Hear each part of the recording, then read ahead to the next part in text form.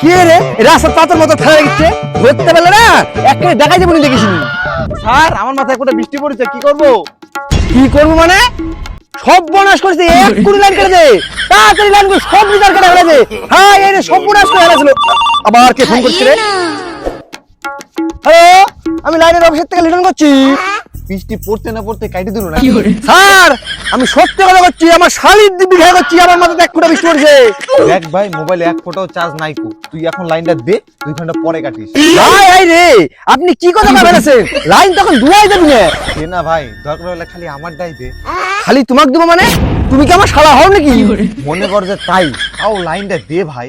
কি তুই আমার শালা মনে করবো নাকি? ওরে ভাই, তুই এখন মাথা সিটে মরে গেল লাইন দেবো না শালা। তুই আমাকে ওই শালার কথা করছিস, ওই শালাকে আমি দুই চোখে দেখতে পারি না, তুই আবার আমার ওই শালার কথা মনে করছিস। দেখ শালা ওই শালা সব লাইন কেটে দে, সব শালার লাইন কেটে দিবি। এই আবার আমি শালার কথা বলছি, আবার শালা করছি।